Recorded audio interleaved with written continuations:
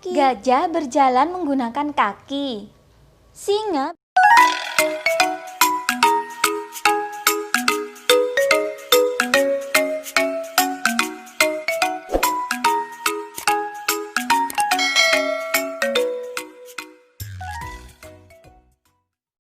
Bismillahirrahmanirrahim. Assalamualaikum adik-adik. Di video kali ini kita akan belajar materi kelas 3, tema 1, subtema 1, ciri-ciri makhluk hidup, pembelajaran 2. Tujuan pembelajaran ini yaitu adik-adik sudah tahu kan ciri-ciri makhluk hidup?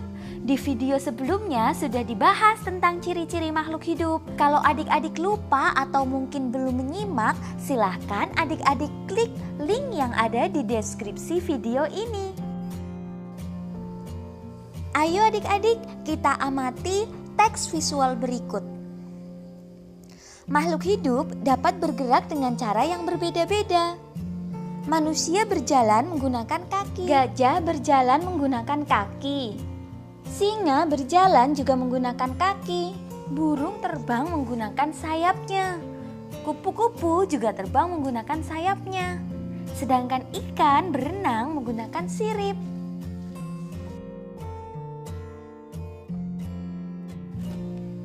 Menurut adik-adik, kalau tumbuhan kira-kira bergerak apa tidak ya? Coba perhatikan visual berikut. Lalu bagaimana cara tumbuhan bergerak ya? Bunga matahari bergerak menuju arah datangnya cahaya matahari. Pucuk tumbuhan bergerak ke arah datangnya cahaya matahari.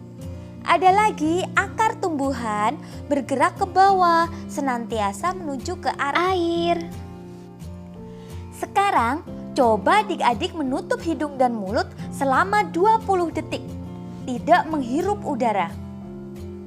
Dapatkah adik-adik melakukannya? Bagaimana rasanya? Kalau adik-adik dapat melakukannya, tentu saja adik-adik akan merasakan sesak. Karena kita semua adalah makhluk hidup. Kita semua perlu bernapas. Alat pernapasan pada makhluk hidup berbeda-beda. Manusia bernapas dengan menggunakan paru-paru. Ikan bernapas dengan menggunakan insang. Serangga bernapas dengan menggunakan trakea. Sedangkan alat pernapasan pada tumbuhan bernama stomata. Berikutnya, coba adik-adik cari di buku atau diskusikan dengan teman atau saudara, apalagi nama alat pernapasan pada hewan selain insang dan juga trakea. Apakah adik-adik pernah mengukur tinggi badan? Kalau iya, apakah tinggi badan adik-adik dari kelas 1 SD hingga kelas 3 sekarang masih tetap sama? Kalau tidak dan mengalami penambahan tinggi badan, itu artinya adik-adik mengalami pertumbuhan. Nah, itu juga salah satu ciri makhluk hidup. Lalu, pernahkah adik-adik mengamati pertumbuhan hewan di sekitar? Kalau iya, coba tuliskan hasil pengamatanmu. Adik-adik, ibu kita telah melahirkan kita semua dengan susah payah dan penuh perjuangan. Oleh karenanya, kita harus berbakti ya terhadap ibu dan juga bapak kita. Nah, ibu yang melahirkan bayi itu menunjukkan bahwa makhluk hidup berkembang biak. Berkembang biak artinya menghasilkan keturunan. Hewan pun berkembang biak. Ada yang berkembang biak dengan cara melahirkan, ada yang dengan cara bertelur. Begitupun tumbuhan juga berkembang biak. Tujuan perkembangbiakan adalah untuk melestarikan jenisnya agar tidak punah.